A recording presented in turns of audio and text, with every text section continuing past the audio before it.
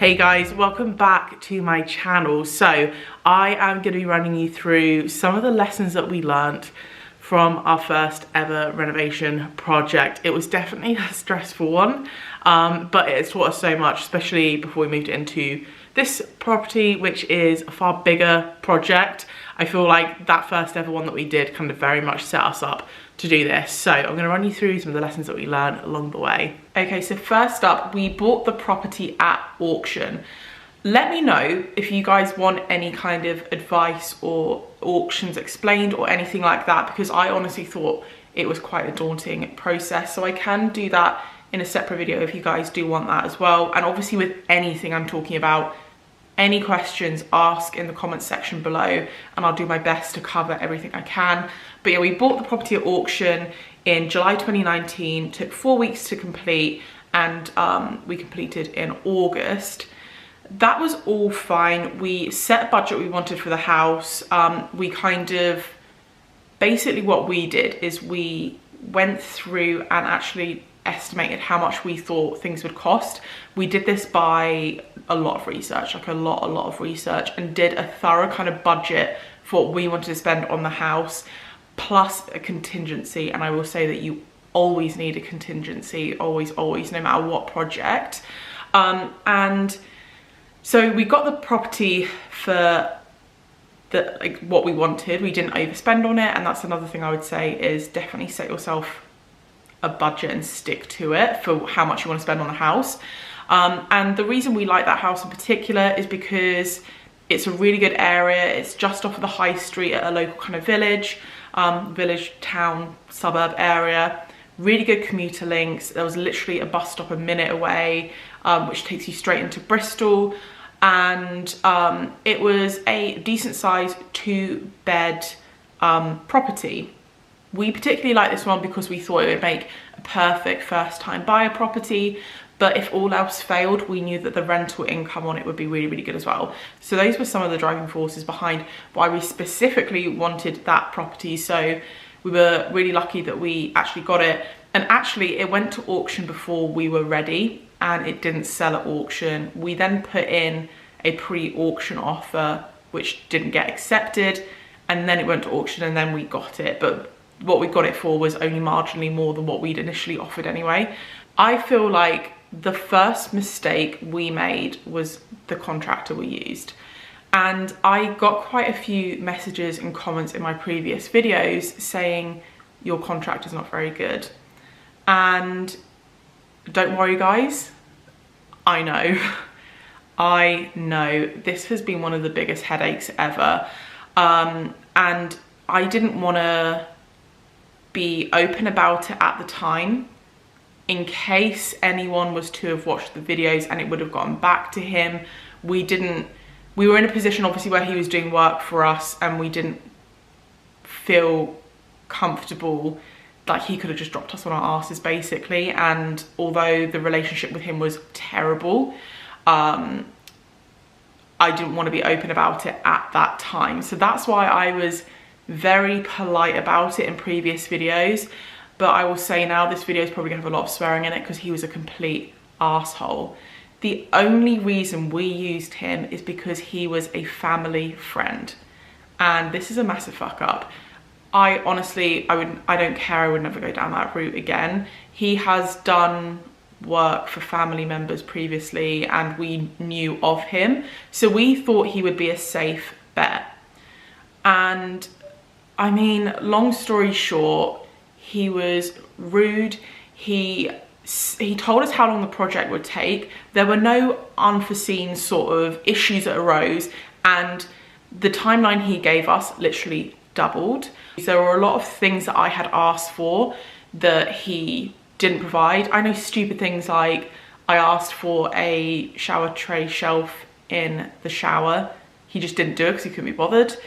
He put the shower door on backwards. When I told him it was backwards, he told me I was wrong, and then finally realized it was on backwards, and then he scratched all the chrome, having to take it out and flip it basically. Just a lot of stupid things like that. This is what bugs me the most, because if we didn't know about him, the process I would have gone down is using sites like Check a Trade or I would have just Googled people. I would have asked for like, are they qualified to do this? Are they qualified to do that? I would have checked people more, but because we were like assured by other people that he was like you know, oh yeah, he can do it, we just went along with it. And I just think, do never go along with it, never. And I honestly wish, like, we knew from very early on that he was full of shit, and I wish we'd have just said, look, no, see you later, we're going to use someone else. And that's probably like the biggest thing I've learned is, firstly, don't work with people that you don't like. I didn't like him from the moment I met him, and I think we know that in future we'd like to work with people who are a lot more passionate, willing to do the work, and he just acted like he was doing us a favor.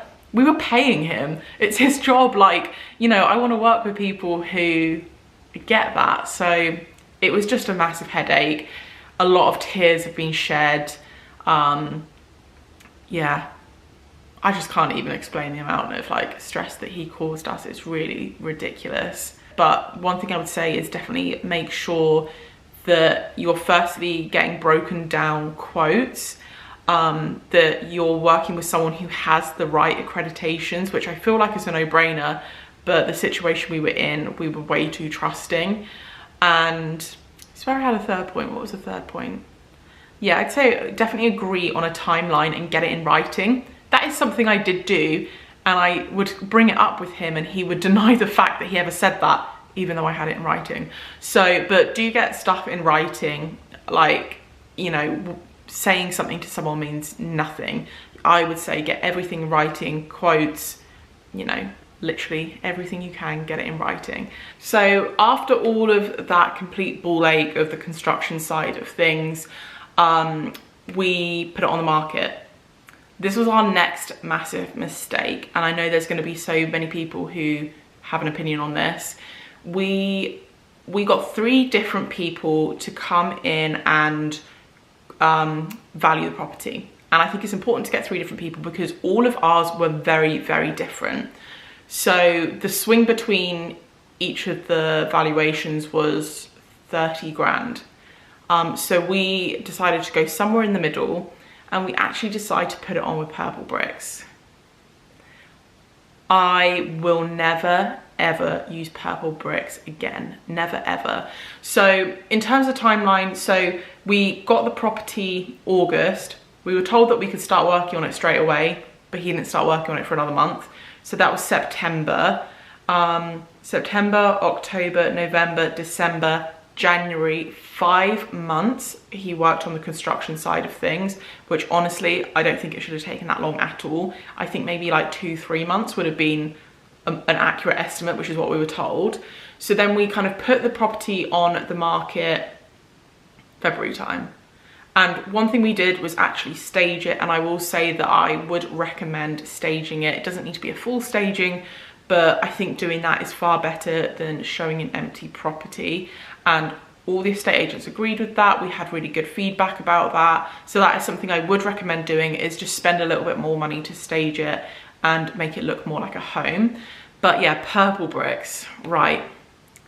Okay, so we paid an upfront fee for purple bricks. So regardless of whether they sell the property or not, you don't get that money back. We obviously knew that previously, but purple bricks were about £1,000 cheaper than everyone else.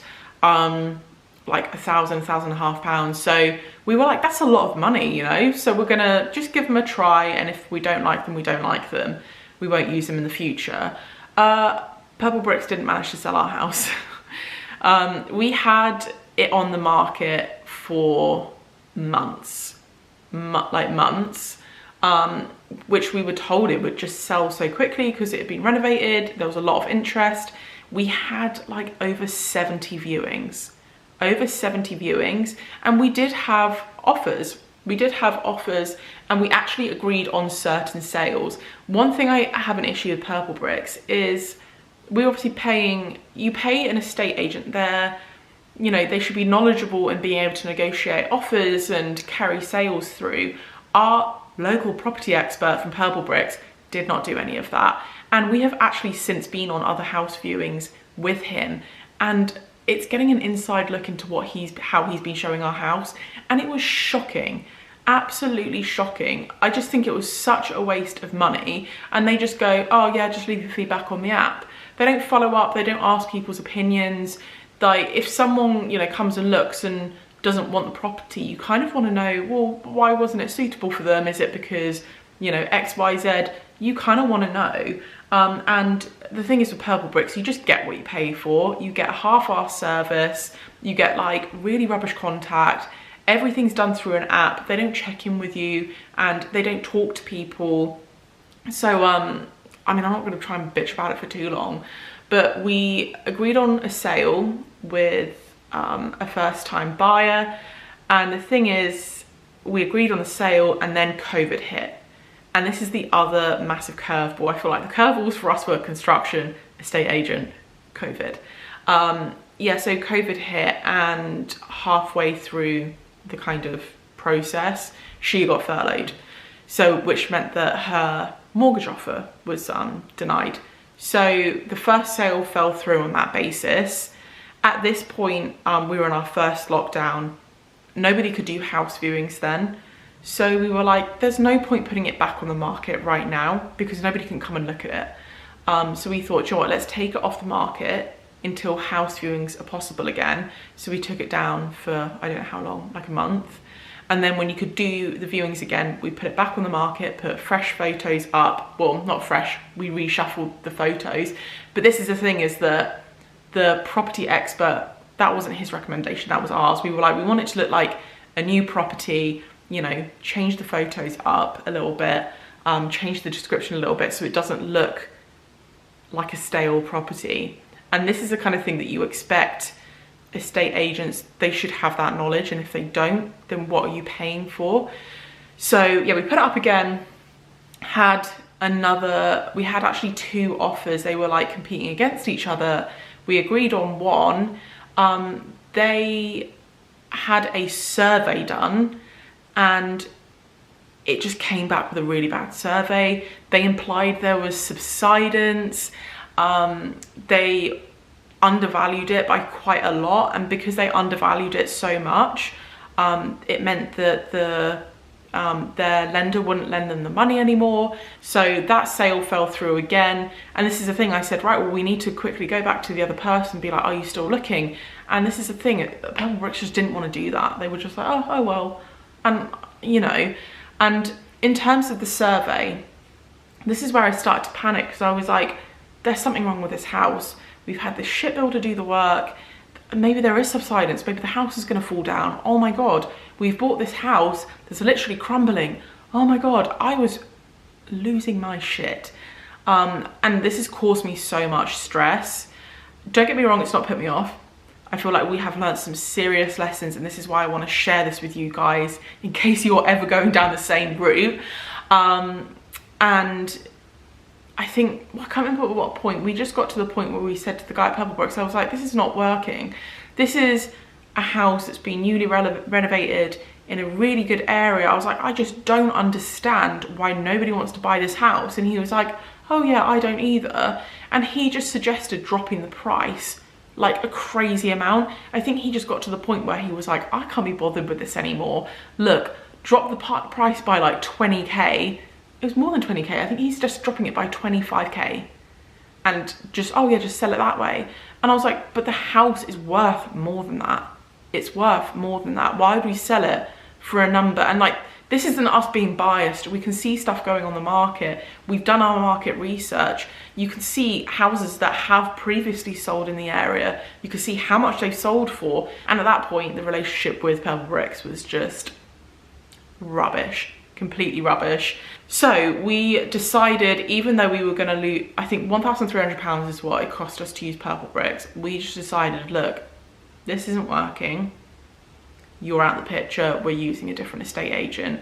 They offered to keep on doing viewings, and I said, no, I just don't want to work with you anymore. I just don't. We've tried it for months, it's not worked. So that was money down the drain. We decided to relist it with a different agent. So we put it on with an agency called Hunters. And I think Hunters is like a franchise, so I don't know if they're just local to here or if they do other areas. and they sold it within 2 weeks. So, and they actually weren't that much more expensive. So we paid 1,300 for purple bricks. Hunter's was 2,200, and it was a flat rate. So it wasn't based off of, a lot of them are like more percentages. So we agreed on that number, but obviously they wouldn't get paid until we'd completed on the sale. Yeah, I mean, the sale took a very long time. So we accepted that offer September 2020. So it took us literally a year to do the project and accept an offer that was actually going to be carried through. And we only just completed this Monday. So it's taken 4 months for this sale to go through, which is shocking. So their first time buyers are people who bought the house, which meant they, you know, chain free. There was nothing tying them in. But because of the whole thing at the moment where there's a stamp duty holiday, there's just such a backlog. I was like on my solicitors, on the estate agents weekly, being like, why is this not moving forward? We completed, we sold some of the furniture with it as well, which was good. We had to go back and clear it out, but it is sold now. But I just thought I needed to kind of give you guys an update because, like I said, I just kept on getting questions being like, hang on, have you sold it? And I was like, oh, we're getting there, we're getting there. And I didn't want to say anything and jinx it. But we have definitely learned so much from this project. I feel like COVID coming about has been a massive curveball. I mean, we made a profit on it and I'm happy with that. At the end of the day, is it as much money as we were hoping to make or that we thought we would make? No, but did we make a profit? Yes. And for our first project, we are happy with the money that we made on it. We're more unhappy that it just took so long to do. That is the main thing that annoyed us about it. But you live and you learn. And like I said, I just wanted to be completely open. And, you know, it's definitely one of these things. It's not as easy as it looks, but I bloody hope the next one is going to be less stressful. And we definitely are going to switch up so many ways that we did it. I hope you guys have enjoyed this video. Make sure you guys are subscribed. I'm going to be taking you through some of like the costings, how much we spent on the project, as well as how much we actually made profit-wise as well. If you have enjoyed this video, please don't forget to give it a thumbs up because it really supports my channel, and I will catch you guys in the next one.